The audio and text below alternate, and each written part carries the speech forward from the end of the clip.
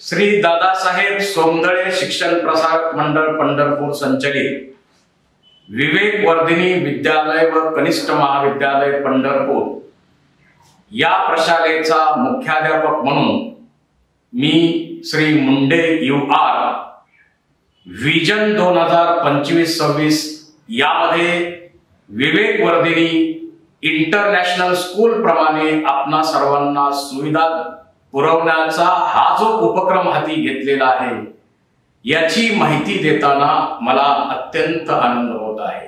आपल्या संस्थेचे संस्थापक अध्यक्ष कैलासवासी दादासाहेब सोमदळे, आपल्या संस्थेचे संस्थापक उपाध्यक्ष कैलासवासी वाघ गुरुजी, आपल्या संस्थेचे संस्थापक सचिव कैलासवासी क्षीरसागर दादा, सर्व संस्थापक संचालक मंडळ यांच्या चरणी मी प्रथमतः नतमस्तक होतो।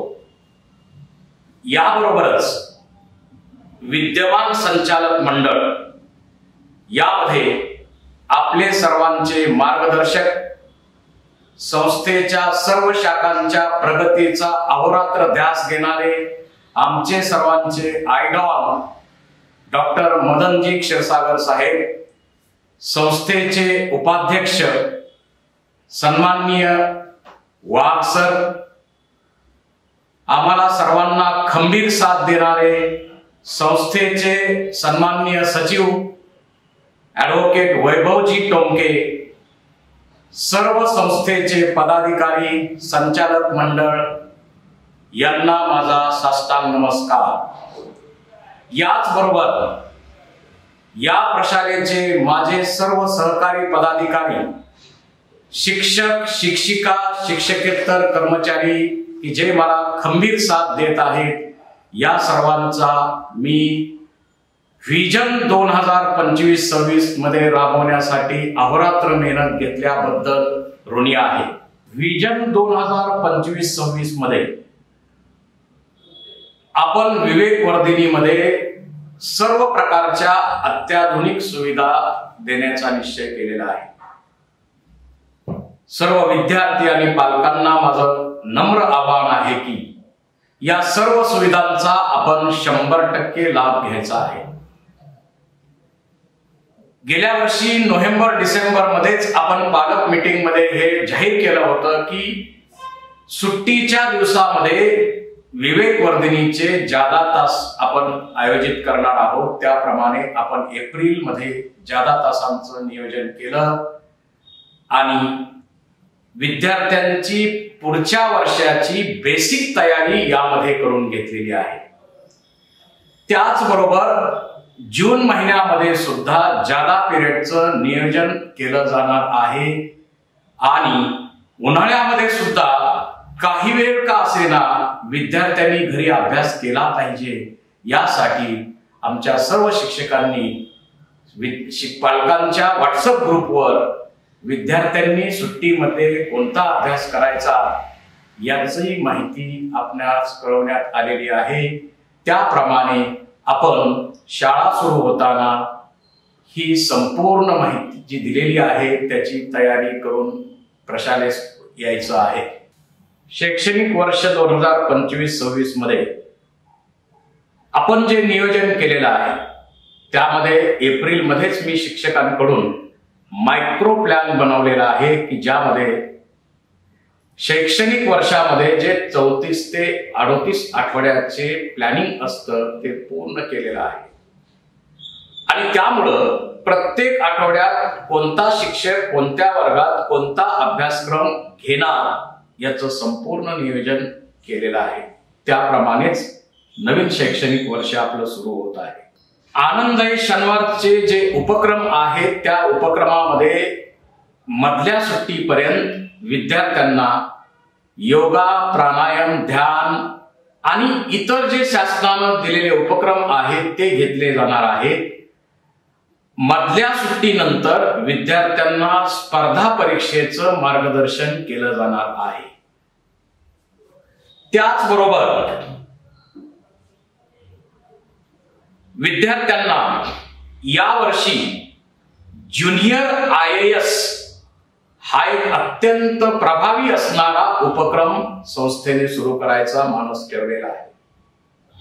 यामध्ये भूमिका एवढीच आहे की आज आपण पाहतो विद्यार्थी 5वी किंवा 8वी मध्ये स्कॉलरशिपच्या परीक्षा देतो किंवा अन्य स्पर्धा परीक्षा जशी NMMS परीक्षा आहे आणि तो 5वी मध्ये गेल्यानंतर किंवा त्या वर्गात गेल्यानंतर या स्पर्धा परीक्षेची तयारी सुरू करतो. पण मला वाटतं की हे चुकीचं आहे. स्कॉलरशिपची तयारी विद्यार्थ्यांनी 2री पासून करावी हा या प्रोग्राम मागचा उद्देश आहे. 8वीची स्कॉलरशिपची पूर्व तयारी विद्यार्थ्यांनी 5वी 6वी 7वी मध्येच करावी हा या प्रोग्राम मागचा उद्देश आहे. आणि त्याचबरोबर इयत्ता 8वी ते 10वीच्या विद्यार्थ्यांना यावर्षी संस्थेने फाउंडेशन हा प्रोग्राम सुरू करायचं नियोजन केलेलं आहे. यामागची भूमिका काय की ज्युनियर कॉलेजला ज्यावेळी विद्यार्थी 11वी सायन्सला प्रवेश घेतो त्यावेळी त्याला मला नीट परीक्षा द्यायची आहे, त्याची तयारी कशी करायची, JEE परीक्षा द्यायची आहे, त्याची तयारी कशी करायची, CETची परीक्षा द्यायची आहे, त्याची तयारी कशी करायची, याचं नियोजन तो 11वीत गेल्यावर सुरू करतो. पण मला वाटतं हे पण चुकीचं आहे.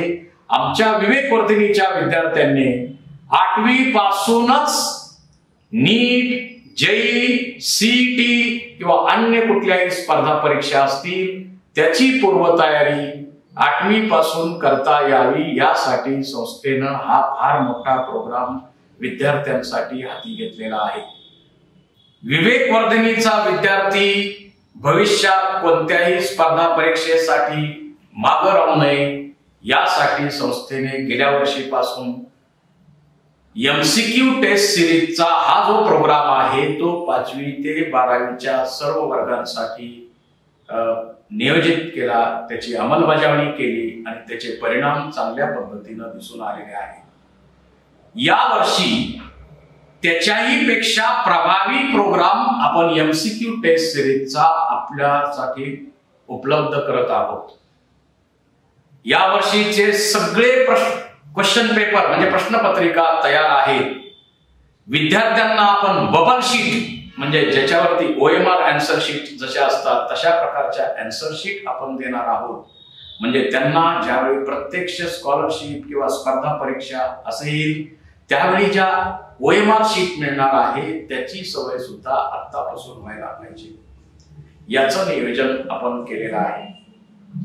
त्याचबरोबर या विवेकवर्धिनीमध्ये दर महिन्याला वर्ग शिक्षकाला हे सांगण्यात आलं आहे की प्रत्येक पालकाला किमान 1 वेळा फोन करायचा आहे आणि विद्यार्थ्याच्या प्रगतीची त्यामध्ये चर्चा करायची आहे. महिना अखेरला आपण कॅटलॉग डे चं नियोजन करतोय, पण कॅटलॉग डे विवेकवर्धिनीचा इतरांपेक्षा नक्कीच वेगळा आहे. कॅटलॉग डे मध्ये प्रत्येक वर्ग शिक्षकाने आपल्या वर्गाच्या पालकाची मीटिंग, त्या विद्यार्थ्यांच्या पालकाची मीटिंग आयोजित करायची. त्यामध्ये त्या महिन्यामध्ये त्या विद्यार्थ्यानं केलेल्या प्रगतीचा सगळा अहवाल त्या पालकाला द्यायचा, त्याची सही घ्यायची. हा अतिशय चांगला प्रोग्राम आपण या शैक्षणिक वर्षामध्ये राबवत आहोत. विवेकवर्धिनीच्या दोन्ही इमारतीमध्ये डिजिटलायझेशनची प्रक्रिया पूर्ण केलेली आहे. सर्व शिक्षकांनी जिथं जिथं आवश्यकता भासते त्या ठिकाणी या डिजिटलायझेशनच्या या प्रक्रियेचा वापर करायचा आहे. त्याच्या नोंदी शिक्षकांनी आपण काय शिकवलंय, कोणता लेसनचा कुठला व्हिडिओ दाखवला, कोणतं मार्गदर्शन त्या डिजिटल बोर्डाच्या आधारे केलं याच्या नोंदी करायच्या आहेत आणि तिथं आपल्या विभाग प्रमुखाच्या सह्या घ्यायच्या आहेत. कारण आम्हाला माहिती आहे की डिजिटलायझेशनच्या या प्रक्रियेमुळे अतिशय प्रभावी अध्यापन होऊ शकतं. याच्यासाठी शिक्षकांना अतिशय चांगल्या दर्जाच्या नॅशनल लेवलच्या PPT सुद्धा उपलब्ध केलेल्या आहेत. त्याचबरोबर विद्यार्थी शाळेत आत आल्याबरोबर आपल्या पोर्च मध्ये फेस रीडिंगच्या मशीन बसवलेल्या आहेत. विद्यार्थी आल्याबरोबर आपला चेहरा त्या मशीनला दाखवेल. त्या क्षणाला पालकाच्या व्हॉट्सअपवर शाळेमार्फत विद्यार्थ्याची हजेरी कळेल. ही अतिशय प्रभावी यंत्रणा आपल्या शाळेनं राबवलेली आहे.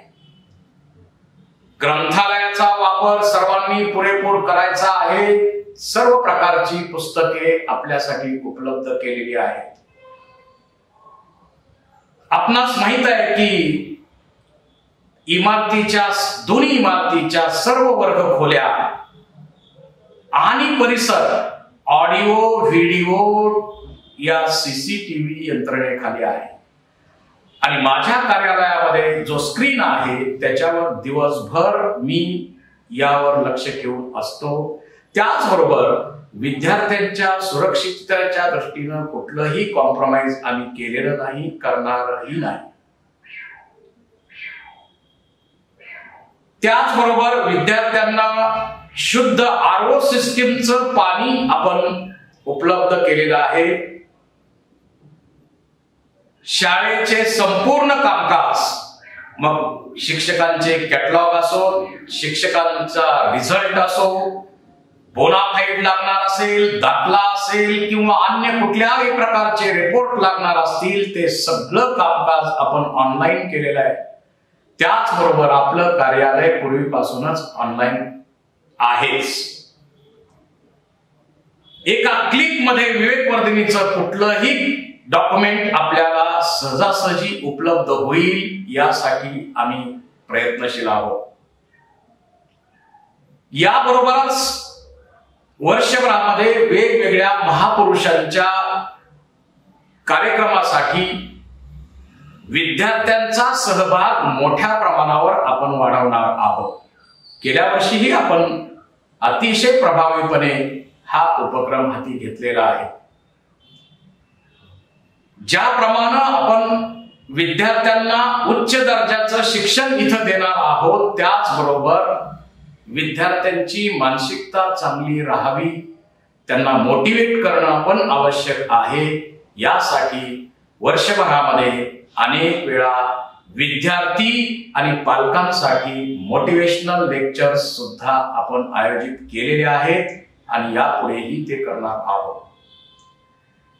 विद्यार्थ्यांचं आरोग्य चांगलं राहावं यासाठी आरोग्य विषयक शिबिरे सुद्धा आपण आयोजित करणार आहोत. विवेकवर्धिनीचे विद्यार्थी इयत्ता 5वी स्कॉलरशिप असेल, 8वी स्कॉलरशिप असेल, NMMS परीक्षा असेल, नवोदय परीक्षा असेल, अन्य कुठल्याही स्पर्धा परीक्षेमध्ये मागे राहणार नाही याच्यासाठी त्यांना चांगल्या प्रकारचं स्टडी मटेरियल, गेस्ट लेक्चर्स आणि त्यांची स्वतंत्र तुकडी करून त्यांना जादा मार्गदर्शन करण्याची व्यवस्था करण्यात आली आहे.